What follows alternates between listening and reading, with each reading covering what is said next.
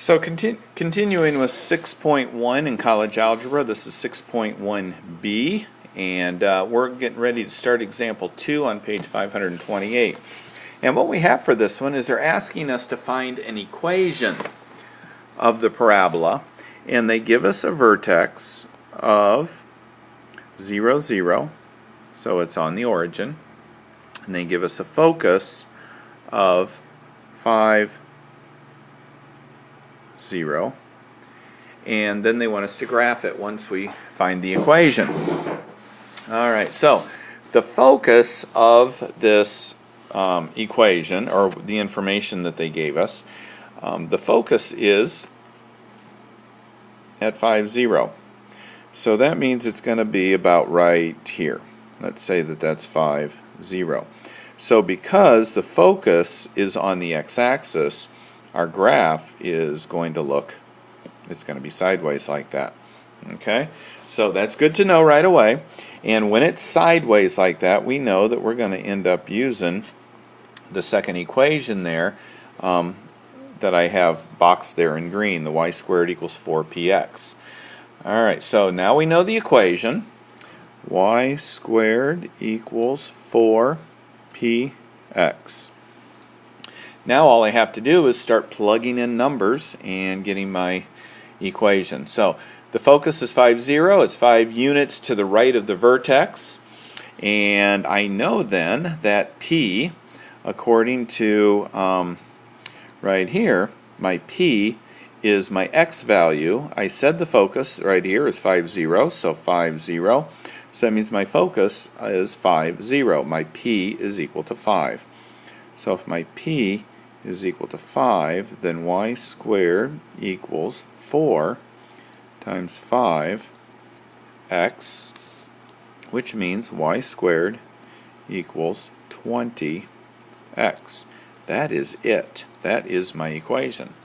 So now in order to graph this, it really shouldn't be too bad, because I know that my focus is at 5, and if my focus is at 5, my directrix is going to be at -5, so I'm going to move my directrix 1, 2, 3, 4, 5, which I really don't have to find, but I know then if my focus is at 5, 0, and obviously my vertex is at 0, all I really have to do is draw a parabola that just goes this way. Okay, there's nothing fancy about it. I really wouldn't worry about plugging in a bunch of numbers and finding it. You can do that. You can make your XY table and say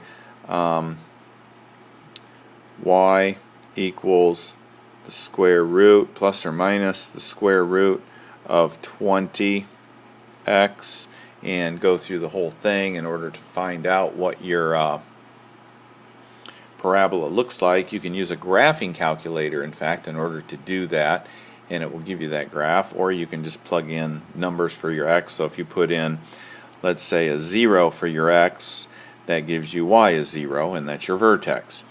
If you were to put in, oh, let's say 16 here, you'd have 4 times the square root of x, or I'm sorry, if you put a, well, let's put a 50 in here. I mean, so you can put any number you want, multiply it by 20, take the square root of it, and that will be your y value. So it's nice to put in numbers that some number times 20 you'll be able to get a square root of. So like if you put 1/5 in here for x, 1/5 times 20 is 4. So when x is 1/5, y is plus or minus 2. So you'd be over 1/5 up plus or minus 2, which means that your parabola is going to be kind of a fat guy. It's going to be stretched out like that instead of something real tight like that. So anyway, that's how you find the equation and then graph that. Okay, so this particular equation here and this equation here are what we just went over on the standard equation of a parabola if the vertex is at the origin. Well, the vertex isn't always at the origin. Sometimes it's moved. So we're going to have to come up with a different way of doing this, or an additional way of doing this. So I'm going to move this over here, And let's get rid of that.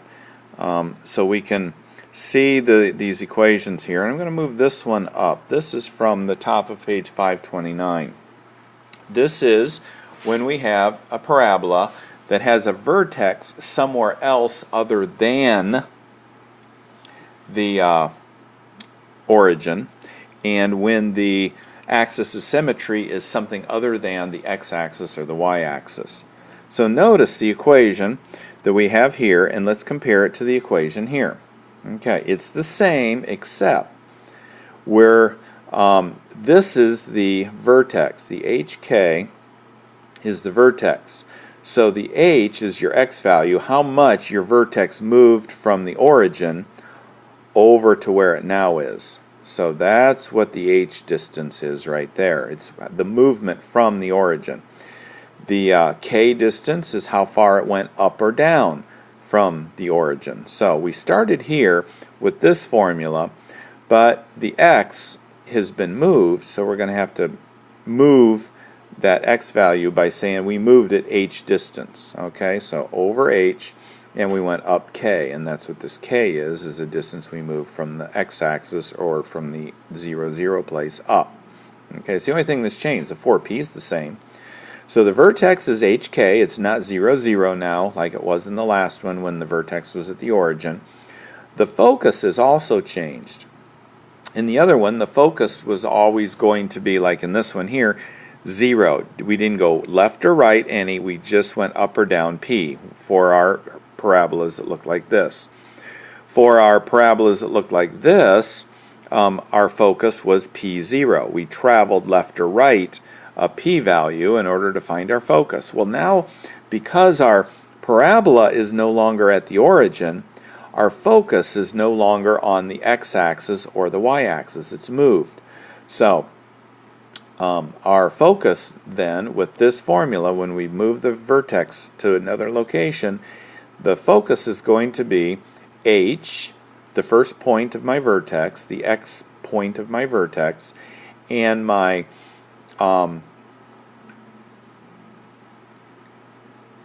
my y value for my focus is going to be k, which is where my vertex is, plus p. So if my vertex is here, I'm going to be going up k plus another additional p. Okay, so giving me a focus right there. My directrix, on the other hand, is going to be my k, my distance here, down p. So the distance is going to be up k or down k, depending on whether you're looking for the directrix or the focus. So since I'm looking for the directrix, I'm going in the opposite direction there. So I'm going down, I'm minusing p instead of adding p to get to the vertex. Same thing is going to happen here, only instead of my y values being different, my x values for my directrix and my focus are going to be different. So I added p here, and over here for my directrix I subtracted p. Okay, so same thing. So here's my formula for a sideways parabola. They call it a horizontal axis of symmetry because your horizontal axis, your axis of symmetry is this way, so it means you're going to get a parabola that looks like this. My vertical axis of symmetry is this one, so it goes this way, but it's a tongue twister to be saying all of that. So I just say it goes up or it goes sideways. It just makes it easier for me to say that's not mathematically correct, but since when have I done that? Alright, so because we have kind of weird equations now, we've got this equation here we have to focus on and this equation here we have to focus on in order to graph these. We have to get our equations in that format just like we did over here on the other example before we can get the information that we need. So let's clean this up a little bit. Let's get rid of that. And let's move our graph over here and we'll save it for later. And let's make this a little bit smaller and move it up here so we can look at what we're doing. Alright, so what they're asking us to do is they're giving us a parabola.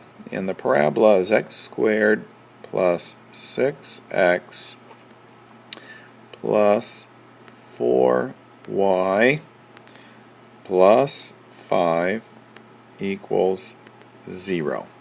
Okay, Notice this parabola has an x squared. So that means that I'm going to be focusing on this first equation right here, because this equation is when I have an x squared. And what they're asking me to do is find the vertex and find the focus and find the directrix. And then once I find those three, then they're asking me to graph this. So in order to do this, we have to complete the square, because obviously when you look at this, it looks like there's a completion of the square here, you know, an x minus h, the quantity squared. That's very typical of your completion of the square. So since we're doing the completing of the square on essentially this thing right there, we're going to do the completing of the square on this here. We're going to ignore this over here. It's going to be a part of the equation, but we're working at completing the square for this section right there. So first thing we're going to do is we're going to get rid of all this other stuff that we don't need. So we're just going to move it to the other side so it's out of the way. And we're going to leave a space. Remember, completing the square, you leave that space. So we're going to just subtract that from this side over here. Alright, so now what we're going to do is we're going to take half of this term and square it. So half of 6 is 3, squared is 9. And then we're going to add 9 over here.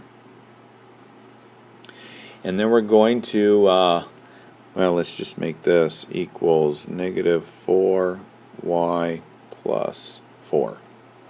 Alright, and then we're going to make our parentheses. We're going to put our square. We're going to put our plus sign here from there. We're going to take the square root of that, square root of 9. And there we've done the completing of the square. Alright, so now we need to put this equation in a way that looks like this one. Alright, so before we do that, let's do one final step that will help us, because notice this here still has a 4 there. So let's take out a 4, and that leaves me with a negative 1y plus 1. Okay? Now it still doesn't quite look like what we have up here. I'm missing this p value right there. I don't have a number here between the 4 and the parentheses, so I need to continue on. I know the book does a little bit different than I'm doing it right now, but it works the same. I'm going to factor out another number from here. I'm going to factor out a negative 1. And that will leave me then with y minus 1 there. So now I have my 4, I have my p, and I have my y minus k, like I'm showing that I need to have right there. Okay, so make sure that happens so that you can actually end up with what you're looking for there. Okay, so my final formula is right here, circled in green, or boxed in green.